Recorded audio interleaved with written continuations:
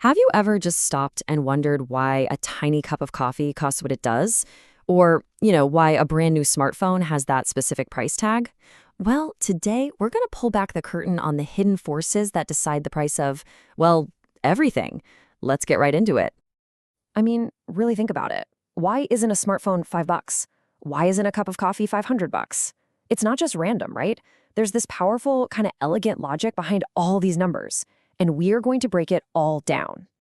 You can pretty much boil down the entire field of economics to one famous saying: there is no such thing as a free lunch. Now, this isn't really about food. It's the absolute key to understanding cost itself. It just means that to get one thing we want, we always have to give up something else we want. And that trade-off, it's right at the heart of our story today. So, why is there no free lunch? Well, it all comes down to one single, universal problem: scarcity. We live in a world where there's a limited amount of stuff, but our desires, they're basically unlimited. And that simple conflict forces every single one of us, from you and me to entire countries, to make choices. And every single choice we make is a trade-off. You face this stuff every day. Do you spend your evenings studying for a big exam? Or do you go socialize with friends? You can't really do both at the same time. And societies, they face even bigger versions of this, like the classic guns or butter dilemma. Do we spend more on national defense or more on things like consumer goods and social programs? Okay, but how can you actually visualize a huge trade-off like that? Well, economists have this simple but really powerful tool that lets us see the true cost of our choices. It's something called opportunity cost. Okay, so let's break this down. This curved line you're looking at is called a production possibility curve. Just imagine a country can only make two things: capital goods, so think factories and machines that make other stuff, and consumer goods, the stuff we actually buy. This curve shows every possible combination they can make. So if we're at point A, we're just cranking out factories, but we don't have many things to buy. Now, to get more consumer goods and move down to point B, we have to pull resources away from building those factories. And that sacrifice, the factories we didn't build, that is the opportunity cost of getting more consumer goods. It's literally the cost of the thing you didn't choose. So, if we're all constantly making these trade-offs, how on earth does society manage billions of these decisions all at once? The answer, for the most part, is the market. It's this powerful, often invisible mechanism that somehow brings order to the chaos of all our choices. A market, when you get right down to it, is really just a meeting place.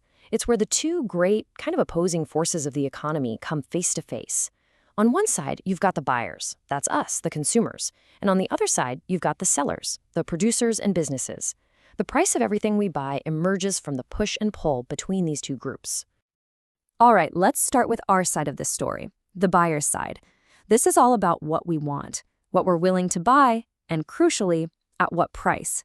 Welcome to the world of demand.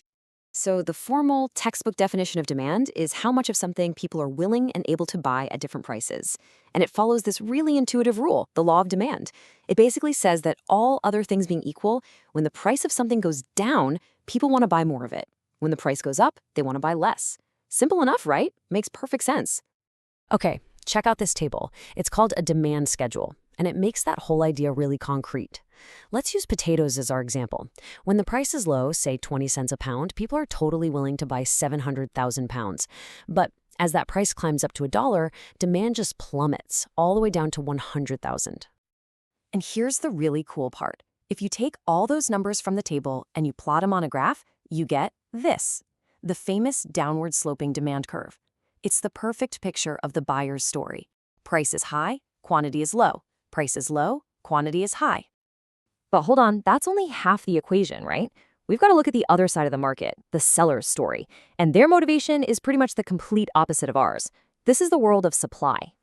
So supply is the amount of a product that a company is willing and able to sell at different prices. And the law of supply, it's basically the mirror image of the law of demand. For sellers, the higher the price, the more they want to sell. Why? Because higher prices mean higher potential profits. And here is the data to prove it. This supply schedule for potatoes shows that when the price is low, down at 20, producers are only willing to supply about 100,000 tons. I mean, it's just not worth their time to produce more. But if they can get a high price, like 100, they are more than happy to bring 700,000 tons to the market. And just like we did before, if we plot those points, we get the seller's signature graph, the upward sloping supply curve. Low price, low quantity supplied. High price, high quantity supplied. This captures the seller's story perfectly. Okay, so here's the big question. We have these two forces, right? Buyers who want low prices and sellers who want high prices. They're totally at odds. So what happens when these two stories, these two curves, finally meet in the market? Well, this is where the magic happens. Now let's put both of those tables together. Look what's going on at a low price of 20. Buyers want 700,000 tons, but sellers are only offering 100,000. That huge mismatch, that's what we call a shortage. Now look at the other end, at the high price of 100. Sellers are offering 700,000, but buyers only want 100,000. That's a surplus. But right there in the middle, there's one price where the numbers line up perfectly. Right there, at a price of 60, the amount buyers want to buy, 350,000 tons, is exactly the amount sellers want to sell. No shortage, no surplus. Every single potato that's produced finds a home. It's the moment of agreement. It's the perfect balance. And when we plot both our demand curve and our supply curve on the same graph, we can see this exact moment visually. Now, I know this chart looks a little busy, but just ignore the extra lines for a second and focus on where the main supply curve and demand curve cross each other. That single point, labeled X right there, that is called market equilibrium.